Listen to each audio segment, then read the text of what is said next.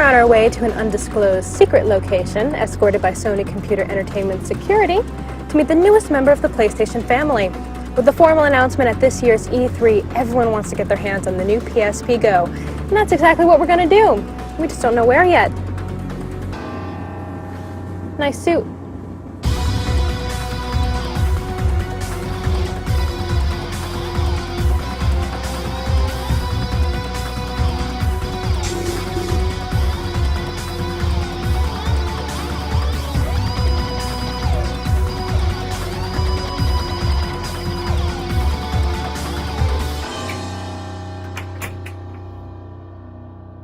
Over here.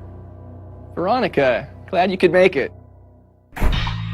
Thanks for coming. Have a seat. I think there's something here you might want to take a look at. Was all that really necessary? We've got top secret information. Are you ready? I am. Welcome to Mama. Wow, it's so tiny. It's so much smaller. But wait a second, where is everything? Try sliding.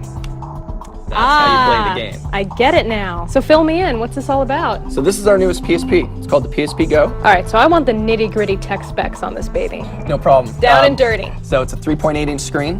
It's 43% lighter than the PSP 3000. 16 gigs flash memory, Bluetooth support, and all digital content. So the UMD drive goes away. So it's going to be, I think, something that a lot of consumers are going to really like, being able to just download straight to a hard drive. It's a memory stick micro, which is what you're picking at here, so that you can add extra memory to it if you'd like. Again, there's no excuse. If you run out of space here, you have a lot of content. So it'll be something that the digitally savvy consumer is going to really enjoy. We'll set it right down here between the two of us. So tell me more about the digital content. I mean, is it mainly going to be games, or are there going to be TV shows and movies as well? Yeah, so there'll be a mixture. So, you know, a lot of the emphasis will be on games, and I think a lot of the people buying it initially will say, I just want to buy games, and there's games like Gran Turismo that are being announced at E3, and Little Big Planet we announced before, and Jak and Daxter, and there's even a new Metal Gear Solid coming. So all of those games will be available.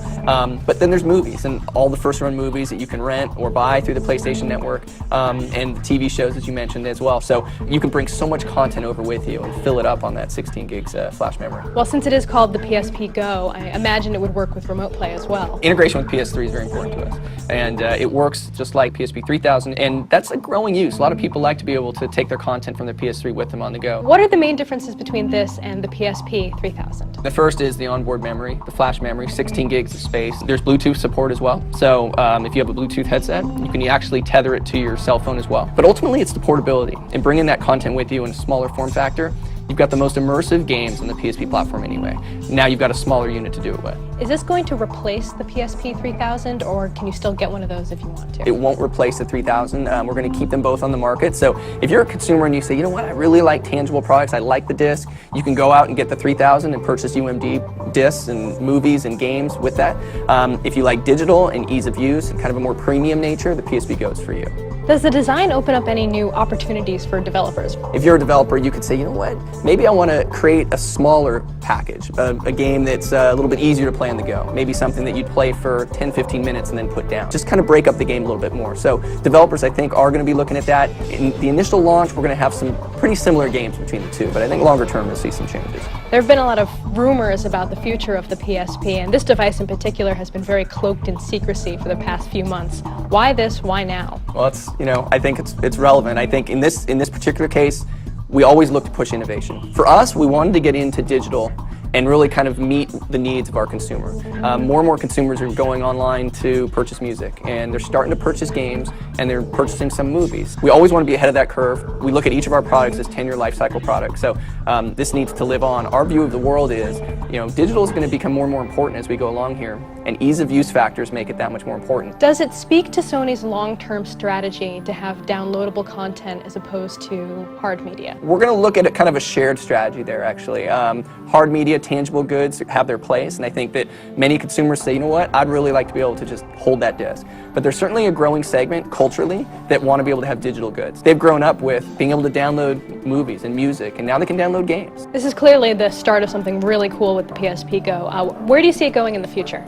There's a lot of back-end service and support that we'll be putting against it that I think will really excite the base. There's obviously all the games that are coming from disc that'll be available on PlayStation Network, but it's also new IP, new product, new games that are available, only for download. Our focus is really on working with developers, ensuring that they look at the usage model for the Go, and then looking at the services that are going to be available and kind of accentuating those services for how someone would use Go. When are we going to see this available? I think a lot of people have been asking about when it's going to come and when we're going to actually make our push towards digital. So it is finally here. It's coming this fall. We think it's going to be a huge product for us. Am I looking at the only one in existence right now? Actually, got a second one. Well, well, well. Put Gran Turismo on there for you. Qore viewers know I'm not very good at driving games, but I'll give it a go. Good, let's play.